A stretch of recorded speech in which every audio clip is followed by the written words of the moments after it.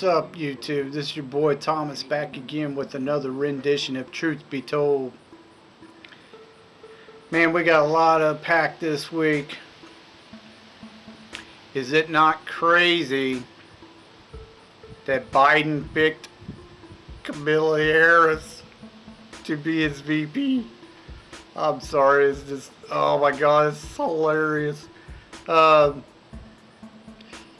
That dumbass motherfucker. I swear, a big puppet. Everyone knew he was going to pick a black woman to do it, so I mean, yeah, she's got some Indian in her, but she's mainly black. I just think it's hilarious. It's not really surprising. I mean, she does like them rich old men, don't she? Can't seem to get enough of them. Got her a white one this time. Oh, she loves climbing a ladder to get to the top, don't she?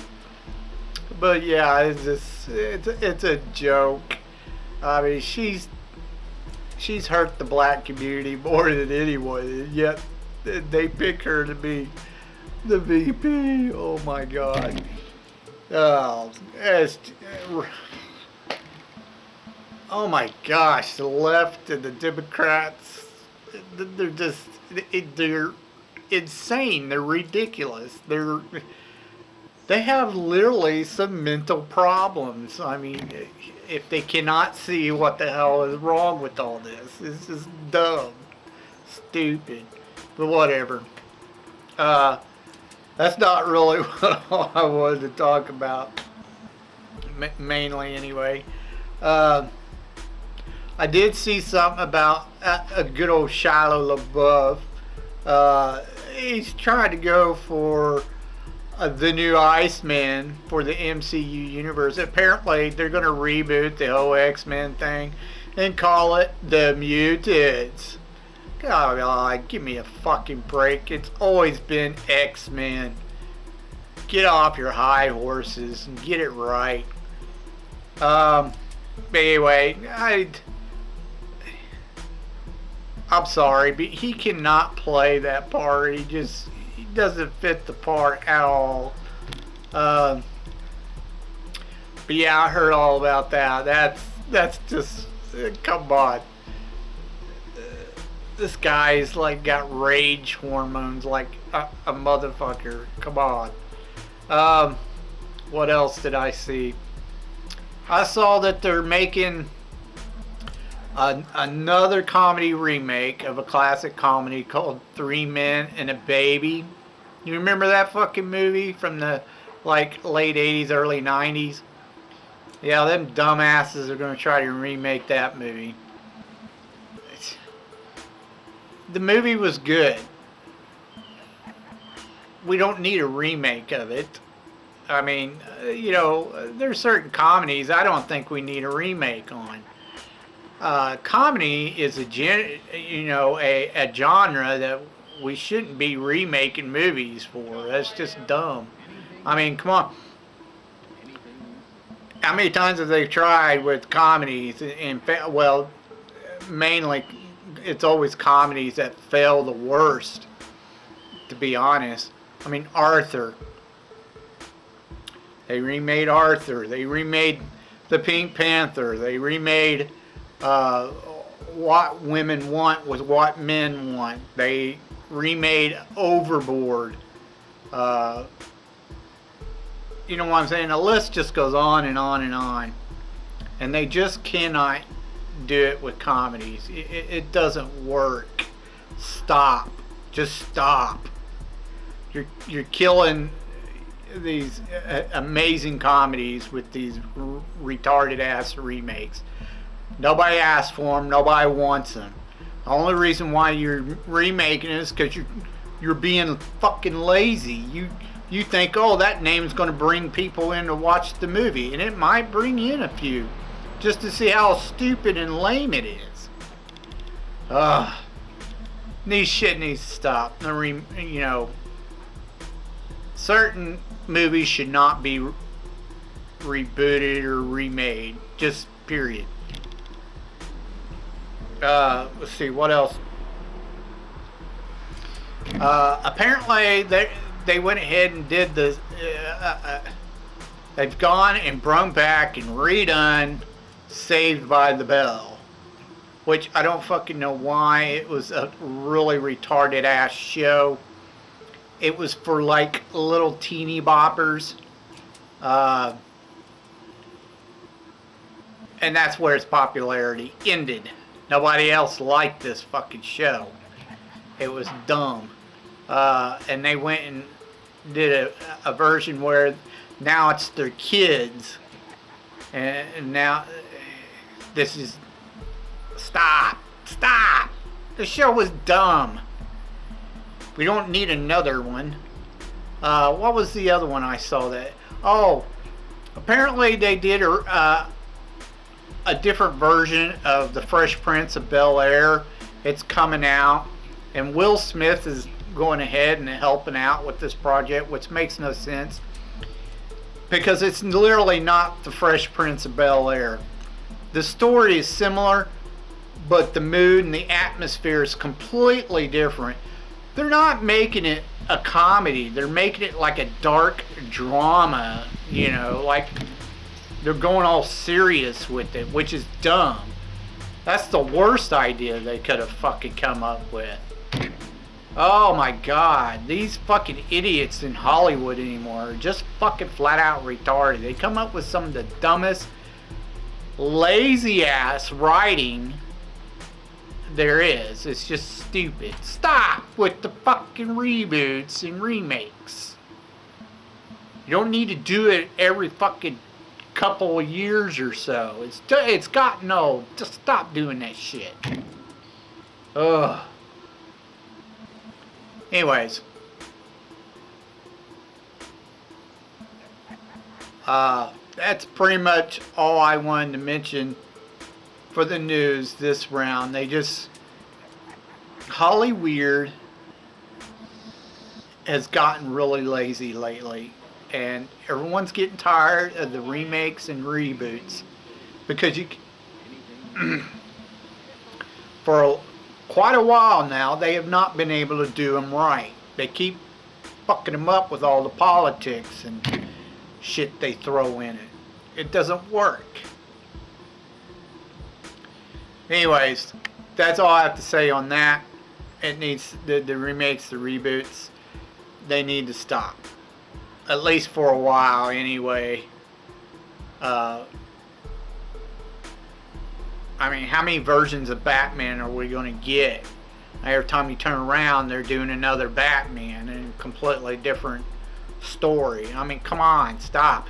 DC has got a buttload of fucking characters they could do movies on, but they just keep, you know, redoing Batman or Superman, you know. Come on.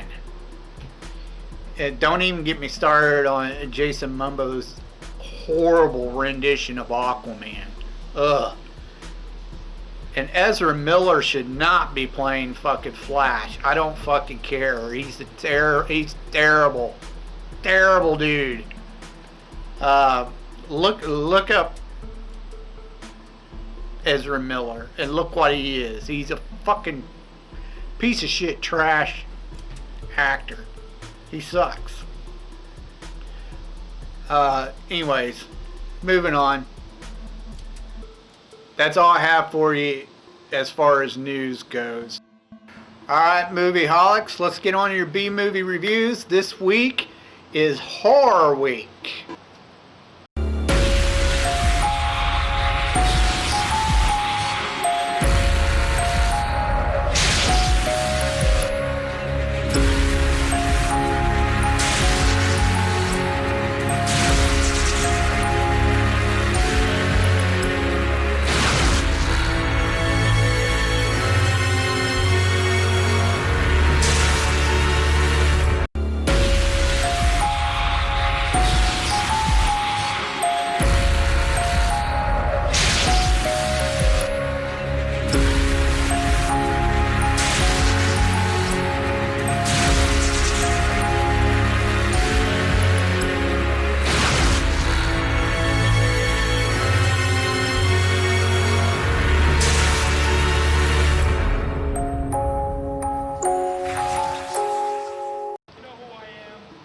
Now, I found a couple of movies that most people probably know about. Maybe not everyone knows about the first one, but the majority of people definitely know about the second one. It's definitely a huge classic. The first one we're going to talk about actually inspired John Carpenter and Stephen King to do the next one we're going to talk about. The first one's called The Car, and it was done in 1977. I couldn't find any box office numbers on this. I tried, but as I've said in most of my videos, sometimes you can't find box office numbers for older movies. This starred James Brolin and Kathleen Lloyd. The Car is basically, it doesn't really explain much about the car, where it came from, why it's there, why it's killing people, that kind of thing. It doesn't really go into a whole lot of backstory about the car, which is a little disappointing. But at the same time, that was your killer type, supernatural killer kind of thing back then. A lot of times they didn't explain a lot about why it was there, why it was killing, that sort of thing. The car is basically like an old Lincoln, I believe, that they just kind of like tinted windows and everything. Anyways, this old style Lincoln is going around and killing a bunch of people. When you first start the movie, it's kind of strange because when you're watching it, the car, you're looking from the driver's perspective from inside the car. And even though the windows are tinted, it's yellow, like you're looking at a yellow screen watching it kill people. And I'm like, why is it yellow? That makes no sense whatsoever. I mean, it was kind of dumb to have this like yellow screen. All you had to do is have the car's perspective to understand it, or the driver's perspective or view, and you would get you're inside the car. It's the car. You didn't need a yellow screen. That was kind of dumb. Anyways, the car kills several people. James Brolin, he plays a sheriff. He actually had a superior, but the car ends up killing his superior. And it also ends up killing his girlfriend eventually too. But the car keeps terrorizing people in the town. But at some point in time, one of his deputies mentions to him that the car can't seem to go on hollow ground, because it wouldn't go into this cemetery or whatever and kill these people. So, whatever. But anyways, so he kind of figures out that the car must be supernatural or whatever. He gets a bunch of guys together, and they get this one guy who works with dynamite or explosives. They get together and they decide to set up a trap for the car and then blow it up. What they do is they get in this area where it's in a valley or whatever, in between two rock valleys or whatever, and then blow it up along with most of the rocks around, so it basically not only blows up the car but buries it as well. And that's pretty much the end of the movie. So, you know, not too much of a story really. Just this supernatural car going around killing people. Supposedly it's like a demon car or some crap.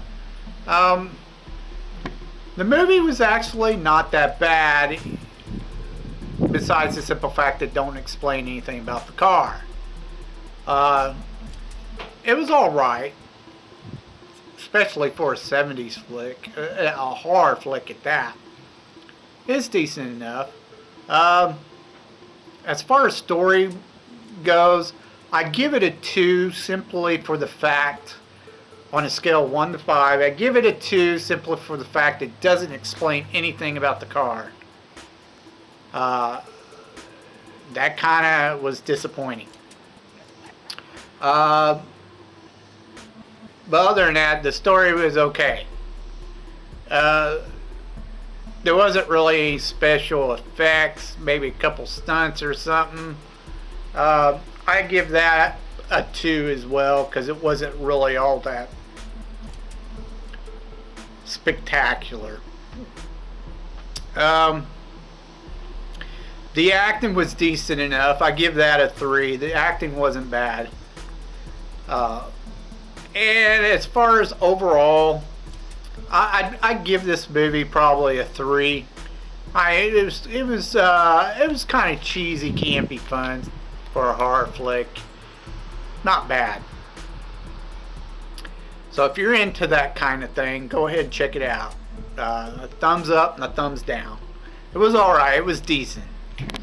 Now we're going to talk about the next movie, which this movie inspired John Carpenter and Stephen King to do a movie called Christine. It's a story by Stephen King, and John Carpenter did the movie. It was done in 1983, and it made roughly a little over $21 million at the box office. This starred Keith Gordon, John Stockwell, and Alexandria Paul.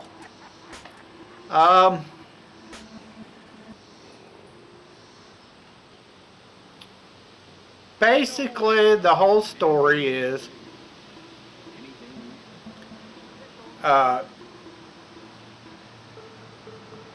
Keith Gordon, he plays a character named Arnie. Arnie sees this car while he's riding around with his buddy, which is John Stockwell.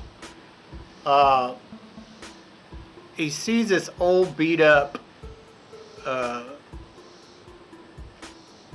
Fury, and he decides he wants to buy it off this old man.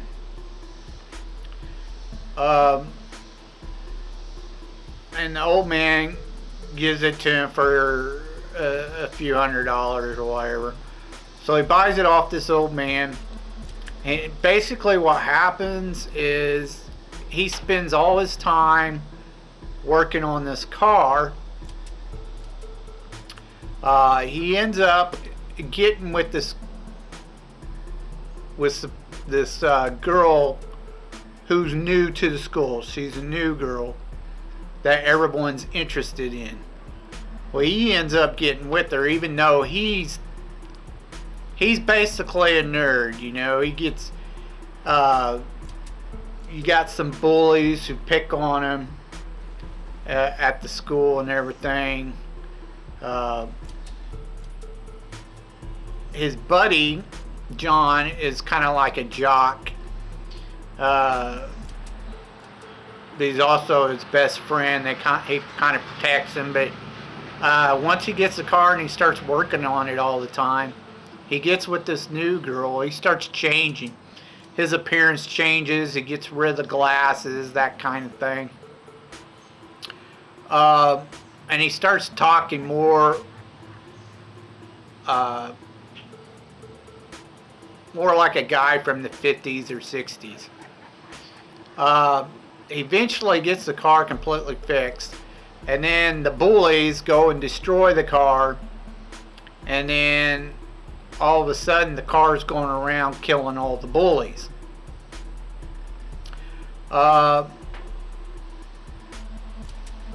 he becomes pretty obsessed with the car. Him and the girl, things kind of split up, and then she starts being with, or kind of like seeing his buddy John. As John starts getting concerned about him, overly obsessed with the car, and then next thing you know, he basically gets possessed by the car. He's so obsessed over it that it kind of takes over. It's like draining his life or something and changing him. It's kind of strange. But he eventually turns on his girlfriend and on his buddy, and he tries to kill them. It doesn't work out for him or Christine. At the end, you see Christine. He gets himself killed. Arnie does, and then Christine is pretty much at the very end. She's turned into a square. You know, they crunch her up, and that's pretty much the end of the movie.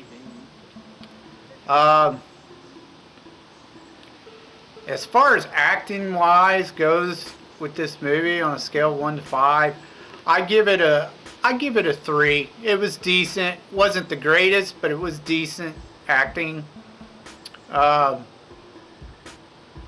see. As far as CGI special effects, I definitely give it probably a solid 4. Honestly, there's some scenes in there that just look really neat. Like there's a scene where the car traps one of the bullies in this little, I don't know, like a loading dock area, but it's really small, and the car traps him in there, and then freaking like literally just pushes itself up in there to kill him. And it's kind of neat the way they did that. There's a lot of fire. You know, the car gets set on fire and does a lot of driving around with fire on it. There's some pretty decent special effects in this. That's why I give it a solid 4.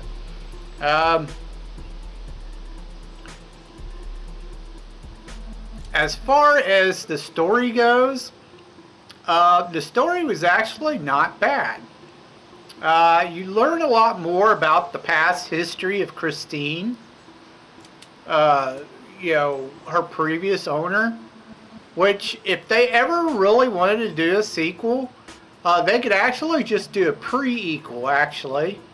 Go back and explain the first round of what happened with Christine, with her previous owner.